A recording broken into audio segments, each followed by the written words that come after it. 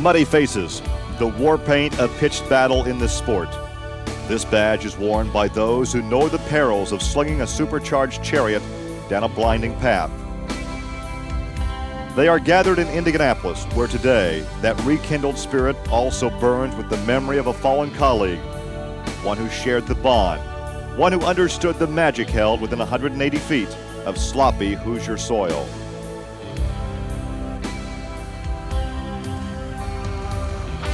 From the Indiana State Fairgrounds here in Indianapolis, this is the four-wheel and off-road Jamboree Fall Nationals. The gray, dismal sky hovering over central Indiana underscores the feeling here in the pit area.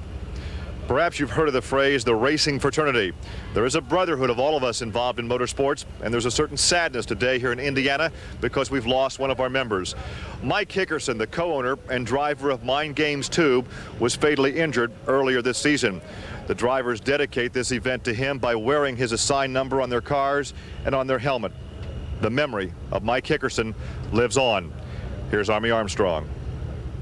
Gary, you know, when the good Lord puts us on earth, we all have a chance to leave something behind us, and Mike Hickerson was no different. Other than the big smile that you always saw the guy with, his company provided the air breathers that are used extensively by the mud racers and truck and tractor pullers all over the country. So anytime you see the M on the front of his mud breather, everybody's going to be thinking about our buddy Mike and that $1 million smile ahead. We're standing in front of a vehicle that Mike was in partners on. It's called Mind Games 2. Kind of appropriate because the driver of this vehicle, along with the rest of the racers, are going to dedicate this race to Mike and to his memory. But boy, wouldn't it be great if he could win one more time.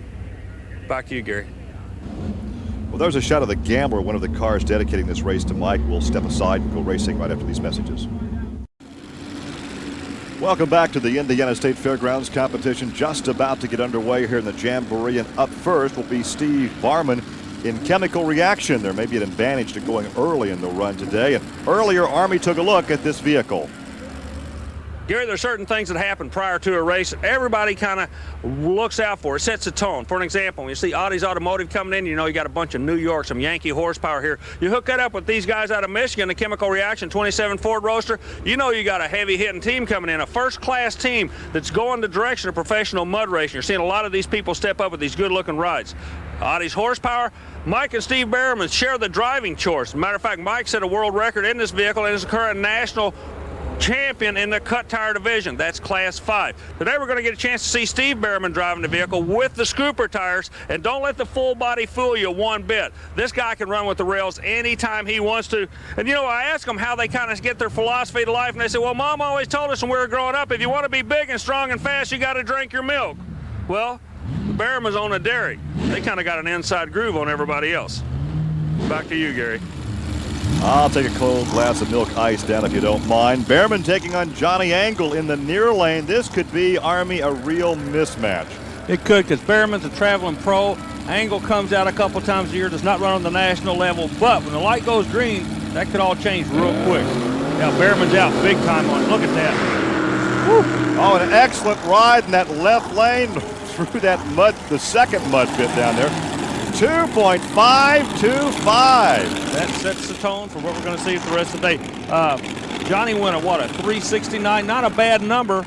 Yeah, but a great number for Behrman. That 252 is a national record for 180 feet. So that's Steve's first national record compared to a couple owned by his brother Mike. And let's go back down pit side and talk to Steve Behrman. Well, if you're going to nail a number, a 25 new national record's got to be a good number to nail. Did it feel like it was that good a run? Yeah, it felt like it left good. That Audi horsepower just pulled it real hard all the way through. The man built us a monster. Well, coming up next, we'll have Mark Green in the Mudbuster with that big 540 cubic inch Blown-Alki Rodec. He'll be taking on Dan Brown, the man who would sure like to win this one for his buddy Mike Hickerson. But of course, for anybody to win, they'll have to go for a national record, Army. You know, Hickerson and Brown were a unique team. Mike, the guy that we're honoring today, he was always the cut-up guy, the joke-around guy. Downtown Brown, he did just that. He was the guy that drove it downtown, and boy, he did it again, Gary. Look at this number. Excellent ride for both drivers. Let's take a look at the numbers. Dan has a 2.736 in Mind Games 2. And we go over there for Mark at 2.772. Crowd had to love that one, but still not quick enough to knock off Steve Behrman. Good side-by-side run. Both drivers leave at the same time, and both of them stay up on top of the mud and make a good straight run. All right, once again, not quite quick enough for Dan, but let's talk to Dan Brown. Well, the run was good enough to put you in the number 2 spot, and I'll be real honest with you. If Mike was here right now, he'd be saying, well, we should have fattened the motor up a little bit or done something. He still wanted to be a winner, didn't he? You sure bet you, Army. He was the best there was when it comes to setting motors up and reading the track. We had radio communications. I could worry about driving the car, and Mike could worry about where in the hell to put it. Well, all the drivers are somewhat concerned about where to put the car at the starting line today as they negotiate that 180 feet of Hoosier sloppy mud. And there's a look at the money pit. Fred Wilhite, another good friend of Mike Hickerson, and notice the unusual helmet, the antennae sticking up from the top of the helmet. That's not an unusual helmet for this guy. If you knew him, that helmet is right down the alley. Fits his personality. Exactly. Rusty Foster in black and blue, which is what these guys find themselves on a Monday morning after a Sunday afternoon race. It's amazing the abuse they take in these rides. Only a 180-foot pit. They get jostled around. It's like sitting at the end of a slingshot. It's over real quick. Look at Wilhite. Notice they're lifting about half track, then slamming the throttle again. Wilhite takes that one at 2.793, but still not on record pace. And it will take a record run to win Rusty at 3.248. The reason they're lifting a half track, the drivers are actually kicking their helmet visor up so they can see the end of the course. Bonkers. This was named after you, Gary Lee. Thank you. Mike Camella coming up next in Bonkers. And there's a look at Mike. He stages the 32 Ford Vicky in the far lane, and he'll pull alongside Roger Sherwood in Stressed Out, a vehicle named after you, Army. That's right. Beautiful little 23 Ford body on these things. These 23 Fords you were talking earlier are really popular in this sport, aren't they, Gary? Rather popular in drag racing as well. Exactly. The reason it is driver can see all 4 corners of the vehicle, and when you got 4-wheel drive, to me that would be awfully important. Talk about the driver's psyche right now. The gauntlet was laid down, a record run in the very first pass. They know they have to lay down a record run to have a shot at winning this afternoon. Always remember in this sport, the first run is on the smoothest track of the day. Progressively throughout the day, each run the track should go away. But yeah, you're right. They do have some pressure. Hey, we got a good run. Oh, excellent side-by-side competition. Whoa. Remember, they're against the clock. He almost gets over in the other guy's shutdown lane. Camella runs a 2.814 in Bonkers in the Ford Vicky. And there's a look at Rogers, 2.696. Well, he laid a number down there. Well, number, but not quite quick enough. We take a look again. Watch the near lane. Good side-by-side racing. I'm loving this, man. These people are getting into it. Look at that. But he has to drive the car in the shutdown area. Watch, he's off the throttle right now. As the rear starts to slide to the right, watch him fling the mud right here. He gets back on the throttle and then tags the brakes. Let's go pit side. Here's Roger. You guys aren't too stressed at 269. That number's good enough for second place right now. Now, the big question is, will that hold or will the track take any more horsepower? Oh, I think it'll take some more horsepower. What's it like out there? It looks like it's awful bouncy to me. It is. The ruts are getting pretty bad starting line. So the guy in front of you has a whole lot to do with what kind of run you make. I just kind of took my own path. I got what was just about the last path there. It is a quick afternoon here at Indy, but look at that. A 2.8 does not even get you in the top 5. Behrman, a record run at 2.525, leads them all. We're coming back with more. Stay with us. The 4-wheel Jamborees are part of the Special Events Performance Series. It's a weekend of 4-wheel fun. Visit the manufacturer's Midway or check out the Show and Shine competition. Contact the Special Events Promotion Company to find out when a Jamboree will be coming to your area.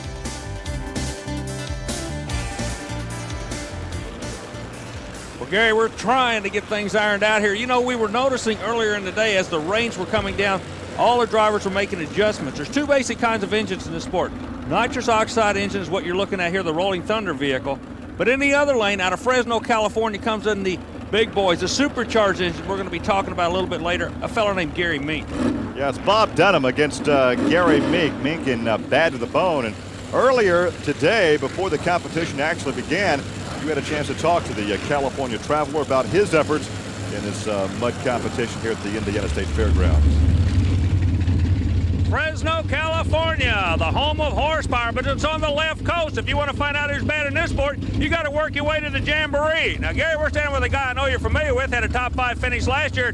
Gary Mink, California, long been a hotbed of racing, but it looks like you guys are hunting for places to race now. Yeah, Army races in California have been a little slim lately, and we've been driving to Idaho and Washington. And if you want to find the baddest of bad, though, you got to come to Indy. Well, I think he hit that right on the head. If you want to find the bad of the bad, we are right here. It is a bad day weather-wise, but these guys don't care. They deal with mud every time out. Mink and Dunham. Mink, I like this. This weather, being the humidity as high as it is, it's just Look like at that being in run, Army. California. Yeah, like a rocket. Oh, that is going to be close to the time he needs to take. Oh, look at that, a 2.548, not quite quick enough. That will put him second on the leaderboard. Bob's Rolling Thunder at 9, make it 3.928. Not a bad run for both drivers. What gets me is that all these guys are making good straight runs right now, but there's that supercharged Fresno horsepower we were telling you about, and believe me, it works. What a shot he laid down, second now on the leaderboard. Has some trouble, though. There is a dirt oval inside the main oval. He slides to a stop. Let's talk to Gary. Come on out here, Sumner. You can stretch your legs. I'll give you some numbers. 254.8 puts you in the number 2 spot. I'm going to tell you something. You attack a track. I love watching you race. Well, thank you, Army. We like to have a good time and make it as fascinating as we can for the crowd. How about that number? Was it a good number? I'll live with it. I think that's pretty good. Mike Behrman and their crew, they do a heck of a job and got a good car. Well, speaking of good cars, here is the winningest mud racer on trucks and tractor power, Tom Meents. And his opponent today will be David Scotts. He can't be too happy drawing up next to Means. Of course, despite the guy in the next lane, you're still racing your car. You know, David's name of his vehicle is Tickle Pink. He's not.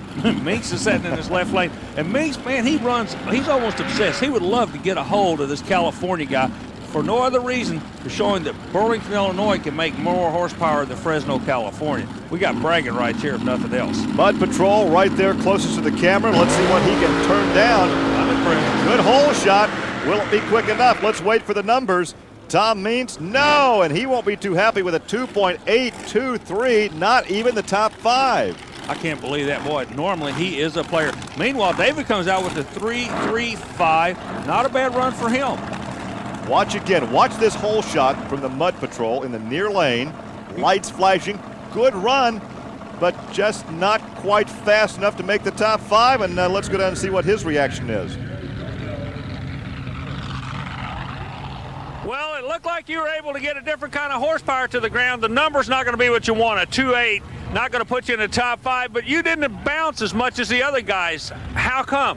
I don't know. There was 2 real ruts there, and I tried moving in there a couple times to make sure it was all right. It felt real good. I thought it took off real good, and it felt like a real good run. Well, indeed, it was a good run. In fact, we have seen a number of these events won with 2.8 runs. 280 is a good number, not to be ashamed, sure. but today is just awesome what the horsepower is putting into this track. I tell you what, we'll take a look there at an appropriately named car. This is Whiplash, and Jerry Schofield, for whatever reason, this Hoosier soil dealing out some very quick runs. Well, the soil plus the air density, it's been raining and everything. Got a Ford and a Chevrolet battle right now. Osteen rolls out in the Florida-based yellow Ford-powered vehicle. He says he can get up there and run with these Chevrolets. Meanwhile, there's a supercharged Chevrolet 23 Ford Roadster in the far lane. We're looking at Osteen looking right. It's like looking down the throat of a cannon here when you get this camera angle looking at these guys. Well, of course, here's a guy that's a national traveler. He's a veteran of many, many years in both drag racing and mud racing. Exactly. And he can certainly develop the horsepower in the Dirty Bird. Not a real good hole shot. Did not take off all that well as we take a look at the number of 2.825. Again, generally a good time, but not this afternoon. It's almost like having the second best looking girl at your prom. Proud of her, but gee, man. Meanwhile, you certainly have a way of looking at life, don't you, you got to Army? be an optimist, you know.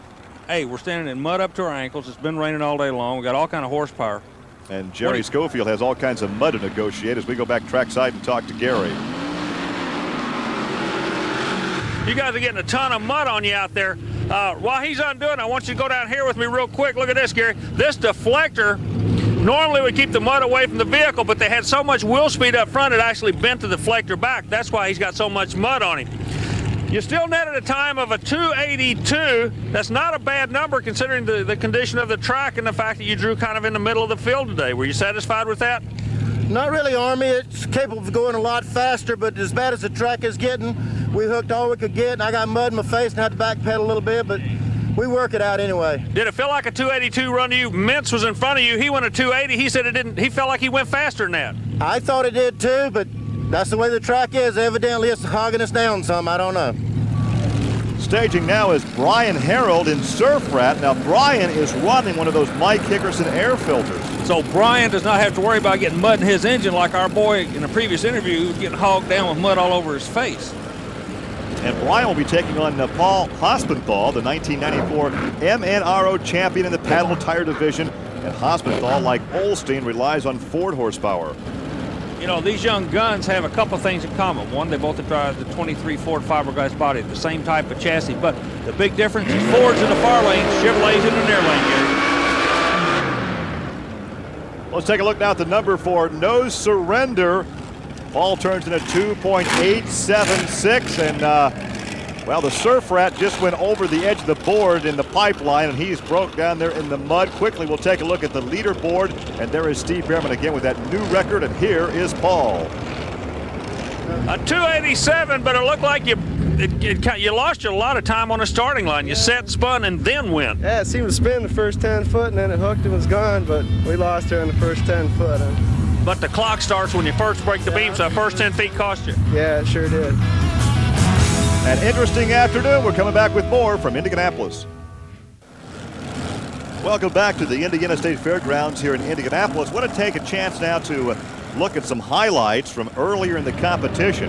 We had a good matchup between Tony Farrell and Garland Walls, and this shows you the kind of caliber of competition we had here at the State Fairgrounds throughout the afternoon. Tony Farrell's 3.044 and Garland Walls a 3.072. And really a couple of guys that normally lay out some numbers much better than this. You're exactly right. Garland out of South Florida, normally in the high 2-second range. Gene Peak, the far lane, and Dirty Deeds almost gets into the danger zone with Ron Smith in top dog. Hang on.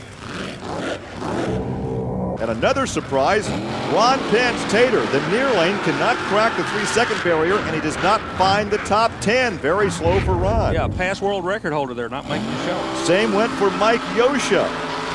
Mike in Hyperactive failed to make the top 10. This is showing us the track is definitely going away, Gary. And Jeff Ballard, 3 heavyweights not getting into the top 10. He almost gets on his head. Ballard out of the bluegrass, not working with the underslung chassis the way he wants to. We are now down to our final pair. Neil Smith in American Thunder. Neil has 2 cars on the circuit, the 23 Alter T and this rear-engine dragster. Jeff Myers pulls alongside. Now Myers' 27 Roadster looks very similar to the one that set the world record in the very first run. Good run for both drivers. However, the number, Gary, is not going to be there. Now 2.888, a good number usually, but not this afternoon. And for Jeff Myers, the boss, at 3.021. The last pair starting to stage now, back at the start line. And Cliff Camp will be in the near lane, and Chuck Knoll the far lane. But first to the far end, and here's Army. Well, up until now, the rear motor setup didn't seem to be the way to go, but you look like you got yours handling pretty good. Yeah, she's coming right along. We're still working a little bit on a wheel spin on the start line, but she's coming right along on the other end. We can just get the start line a little bit better. We'll be all right. Appreciate it. Back now to the starting line. It appears there is a problem. Cam pulls off the line. That means that it will have a single pass for Chuck Knoll. Well, that's a tough break because these guys, they run hard all year long. They get a chance to get on TV.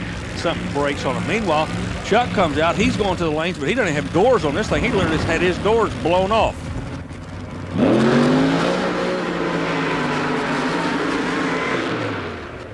Good run. He may have taken the doors off for weight purposes, although fiberglass doesn't weigh that much. Look at a good run at 2.826, yet still not fast enough. The standings have not changed from the last time we showed you. Steve was the first out with a national record. He wins it, and he's with Army. Good run, new national record. I guess what you're telling us all is you drink milk, you go fast. Yeah, we work hard at it, and Jim Ide horsepower really helped us this weekend. Okay, now you and your brother come in here, you swap back and forth on driving the vehicles. He drives cuts, you drive scoops, but the vehicle is here. Is this track just suited for this vehicle?